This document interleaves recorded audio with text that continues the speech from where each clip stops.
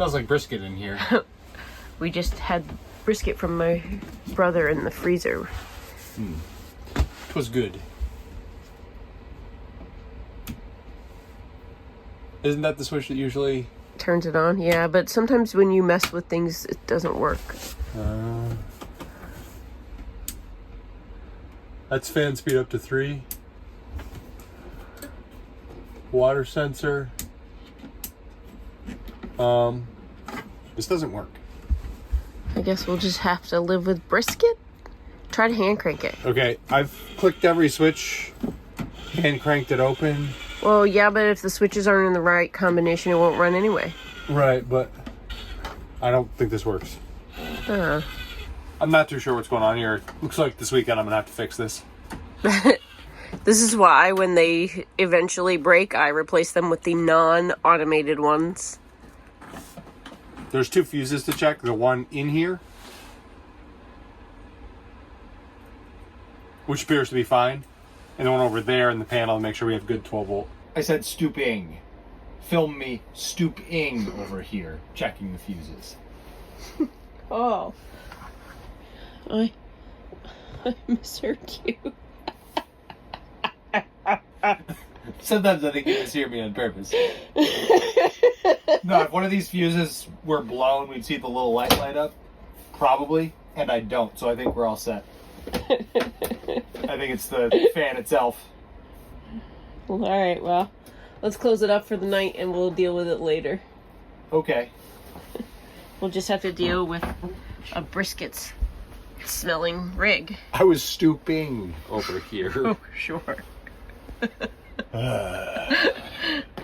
I think she thought I said, I'm going to go be stupid over here, and she agreed way too quickly to film it. All right, this is closed up. Yep.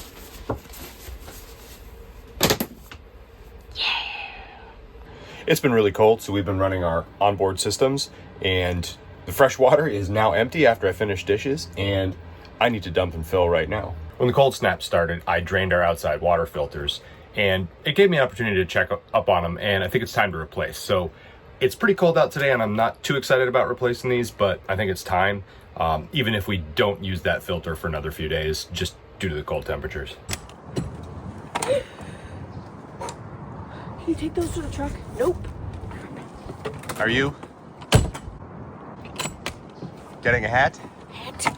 Now to the front compartment for a little bit of a fail. I had insulated the upper here against the cold, and this stuff does not stick. So I'm gonna have to revisit exactly how that's attached. I insulated the door with the goal of minimizing condensation, but you can see that I do have some here around the seal. It also condenses on the cold steel of the locks. The electric heat trace and the insulation wrap seems to have done really well on the dump valve here. It's not coming off in the cold weather and the wind, and I'll call that a success. I am gonna pull the rip right now and see if we're frozen. With the heat blowing through the tank surround from the propane furnace, I don't think we've got any trouble, but moment of truth is right now.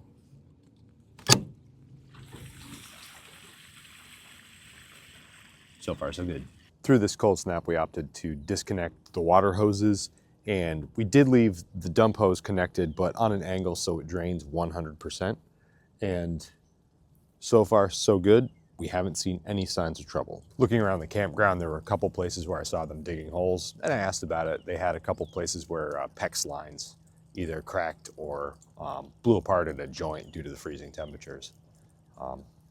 It's been a bit of a cold snap. This is as cold as it ever gets here, so I think we've done pretty well with our own equipment. Hey, this worked great. I don't think anything's frozen. Was worried about the tank being frozen, and I don't think we have any issues with it at all. Do you have the tool to do the filtering? Yes, filter wrench I have. I'll do those in a minute. I've now dumped the tanks and gone through a couple rounds of rinsing without any signs of trouble, and I think it's a success, and we've dodged any trouble as a result of the cold. Last step here is going to be putting in some digester pods. We use the unscented ones.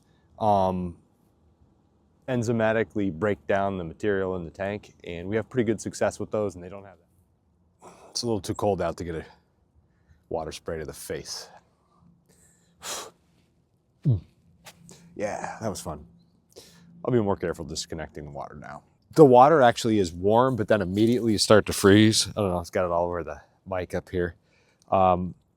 As I disconnected the hose, I just managed to loosen the wrong one and spray myself. All that happened while I was disconnecting the rinse line. I'm now going to actually replace the filters. So good and wet and ready to jump in. All right, first one. I should be able to replace all 3 of these pretty easily, but I think we're going to continue to run on tank water for another day just to make sure this cold snap is over. I don't want to fill these up and risk freezing it again. We made it so far without any issues. Seen a few spots around the campground where it looks like they're fixing some things. I've seen some holes dug. Some of the spigots have been replaced. So far, we've been okay.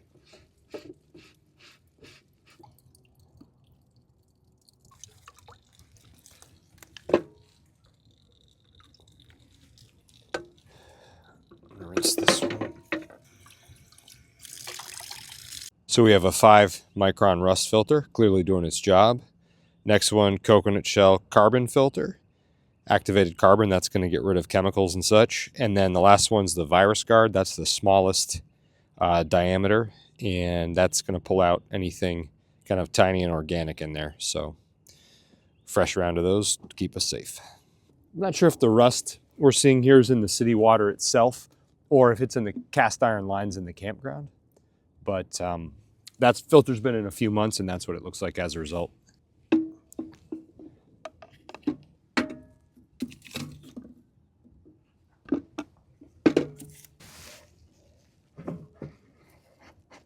We've been using the system for years, and it's worked great. I understand now there's a much smaller version that kind of fits in a bag. I suppose if we had it to do over again, we'd probably buy the smaller one, but other than the size, no complaints about this for years now, really. That may be something we consider to reduce our infrastructure. You can see this is faded. Obviously, the plastics have been out in the sun. Eventually, we may upgrade. We're going to continue to run off the freshwater tank for another few days, just to the end of this cold snap. It's gone well so far. It's been quite a while since we ran so much off of it. I mean, we've run a full tank of water out, and it's nice to know the system's working. Since we've been connected to water permanently, we're not really challenging our systems necessarily. So this has been good, just to make sure everything with the Tommy's still working for us, should we need it. I did slightly overfill the water. Other than overfilling that water, I have to say we haven't had any cold-related fails here in the water systems, dirty or clean, and that makes me happy. We like to run off our own systems so we don't have to go to the bathhouse in the middle of the night during a cold snap like this. Fortunately, nothing bad to report from this. I did get a little bit wet out in the cold, but otherwise, small price to pay, and everything's run pretty well. Let's see if the numbers look right. Yep, everything checks out. We would like to thank a friend who anonymously donated to buy me a coffee. Thank you. We really appreciate the support. We know who you are, but we'll keep your identity a secret. I think it's time to look into this. It's been a couple days since it didn't work, but I'm going to try the button again just to see if... It's spiteful. Yeah. Just going to quickly kind of touch all the buttons again. It's not... You need to make sure it's fully off so you don't lose a finger in the fan. It's not working. Every time you take that down, I'm afraid you're going to break it. Yep. In the cold weather, I'm a little even more nervous than usual. I'm wondering if, because it's been so cold, we just have a puddle of condensation sitting on the rain sensor, so it thinks it's raining and it won't open. Ignore all the dust on that. We'll get to that after we figure out the problem. But I think the rain sensor is up on this edge. I'll figure that out in just a second and show you guys. This is the rain sensor right here, and there's no obvious condensation on it. What happens is a drop of water hits here, and it essentially makes contact on both sides and closes a circuit, and it closes. Okay, so the hand switch up here isn't doing anything, but I want to test it after you turn on the switches inside, okay? All right, I'm going to turn the fan blades on, so mind your fingers. Okay. I'm going to take that knob for fan speed, and then the on and off switch. All right, I'm touching the open close switch. No signs of life. Okay, do you think you have everything on? I think so. Okay, what I'm gonna do is take a screwdriver. Go ahead and click the on-off switch. I'm gonna bridge the contacts on the rain sensor with a screwdriver. Okay. So that should make it work if that's the problem. Okay. So keep messing with things. Tell me when you've bridged it. It's bridged. No, huh? Okay. All right, no action there. So what are you going to do next? What are we going to do? I think I'm gonna come down and start taking things apart. Okay. See where I have voltage. Let me hold the ladder for you. All right, thank you. First thing I'm gonna do here is clean the oils and dust off this. I'm sure that's not helping the situation, and I wanna make sure I'm not knocking it loose. Shauna just washed the ruggable, washable carpets this morning because they were kind of gross, but now I don't wanna get this off the fan falling on it. It's true. And they're still a little damp. I've got the heat pump blazing. I did notice a couple of like stains on the ruggables that we couldn't get out. Yeah. So Few and far between. I think they're holding up pretty well. I actually really do think they were holding up. It was so brown by the door. It was just so gross. But they actually look like that yellow really brightened up. So I'm pretty happy with that investment. Do you need more equipment to clean that better, or are you good? I'm thinking it's all right for now.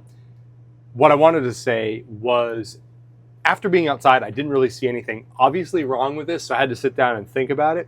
What I'm going to do now is try to loosen this and see where I've got voltage and where I don't. There's a number of different switches up here that do different things, but any one of these switches could lead to our problem. Will this mess up where the magnets are? No, I see what you mean. I'm going to take apart the inside frame here. The magnets are held by the outside frame. Okay. So it won't mess up our cover. Okay.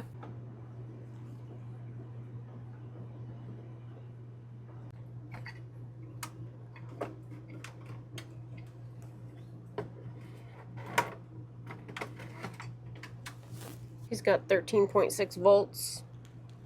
At the incoming power goes to the fuse holder first, so we do have power coming to the fan. Now we have to go through all the switches and figure out which one of them may be the issue.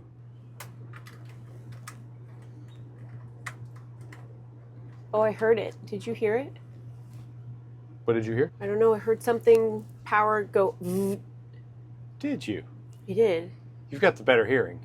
Well, I'm not gonna. I mean. Okay. I've got power at the start of this speed switch. I've looked for the wiring diagram to see if I can figure out a way to isolate and delete the rain sensor. We really don't like it, and so if that simplifies my ability to troubleshoot this, I'm going to remove that first. Something I read on the internet suggests that these two black wires, if you delete the plug or remove the plug, it will essentially remove that rain sensor function. So I'm going to try to do that now. There's about 4 things that will shut off this fan. So I've got to isolate each thing to figure out which is causing us the problem. We've got the on-off switch. We've got the fan on-off switch. We have this fan speed motor. Engine. 0 through 3. So 0 is off. And then we've got the rain sensor. Right now, I believe the rain sensor is no longer functioning once these 2 wires are disconnected. The next step is to manually open the lid so that that switch doesn't stop it from working, and test it out.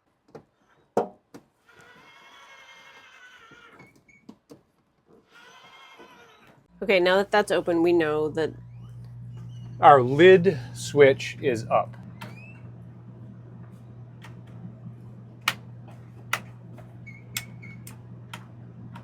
Now I just need to trace power again. All right. I have good power at the start of this switch. Let's see if I have power anywhere else on the switch. Not really. What happens if we jumper out that switch? So Good it's either just question. on or off without speed. Well, it powers, the power off of the switch goes to the board, and I don't know what that'll mess up. So let me look at the wiring diagram, and I can maybe figure it out. I've started to remove the speed selector switch here because I have 12 volt power on this side, and speeds 1 through 3 don't produce any power going to the red wire, which goes to the motor. The yellow wire powers the circuit board down here, and I don't think that's receiving power, nor is the motor. This switch seems to have this fiber board component, and to me that looks warped. And what I don't get is power coming from one side through the switch to the other. I'm gonna see if I crank down on this board. We kind of have nothing to lose, this isn't working. I'm gonna crank down on this board and see if I can clamp it together and see if that makes connection. At least it'll tell me what's wrong. I've squeezed the gap closed. I wanna see if the meter tells me that I've got connectivity from one side of the switch to the other. That still looks crooked. It is crooked. Does anybody else think Andrew looks like one of those penguins when his hair looks like that with the tufted sideburns? Anybody? We were going for mad scientist today. Mad scientist. Nope. No continuity. Well, that didn't work. So can we jumper it out and then order a 3-speed switch? Yeah, one of the most basic tests we can do is just to jumper it straight out and see if that fan motor turns on. Let's do it. What I'm going to test is taking power right from the back of the fuse and put it to the fan motor and see if we get action. Whoa, Yep. fingers, fingers, fingers. Yep. Nope, we've got action, which means that switch is on, this switch must be on, and Let's turn the... this switch is not included in the mix right Let's turn this switch off. now. Okay. Turn this off. No, not that one. This one. Yep. All right. And touch the leads again.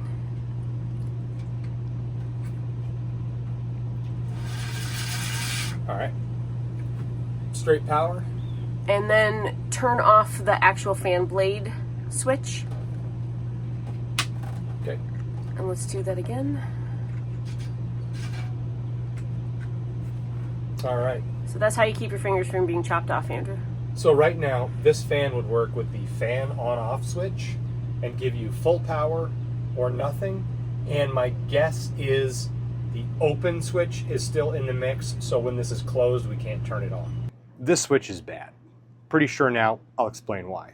Incoming power, outgoing power to the fan motor, outgoing power to the circuit board up here that controls the rain sensor and the motor to go up and down. But that's the fan speed switch, 0, 0, 1, 2, 3 switch. So with this speed switch out of the system and this jumper to out, what I need to do right now is reassemble everything and make sure the up and down motor works correctly. I've seen it spin, but I need to make sure it stops when it needs to stop. Can you just hold it on to its... Might be able to. Start, make sure nothing's touching the fan and click it on. On.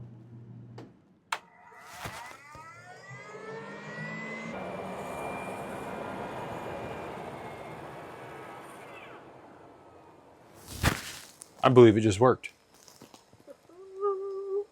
Just at, like, jet engine.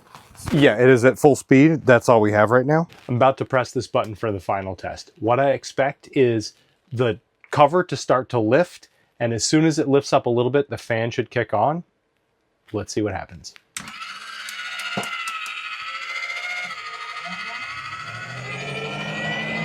And we've got full speed only with that switch taken out.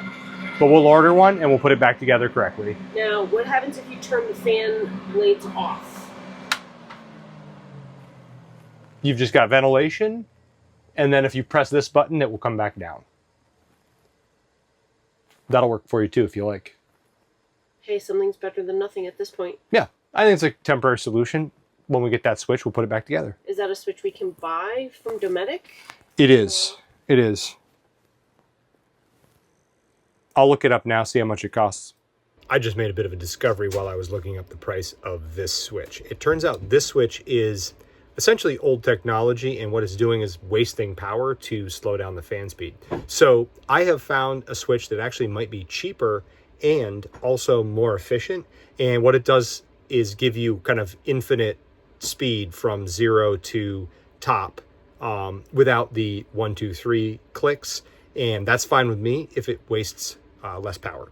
I replaced this toilet seal a week ago, maybe a little more now, but it was warped and it really wasn't closing correctly. So I've actually replaced it with another one, and I'm going to relubricate that seal with some silicone, but I think this one's better than the last one. Now I'm going to have to go and order myself another extra just so I've got one. Now that I've got that installed, I'm going to go ahead and apply some silicone grease just to make sure that the surfaces are lubricated. Wish me luck. Gross. Gross. Yes. The pods are here.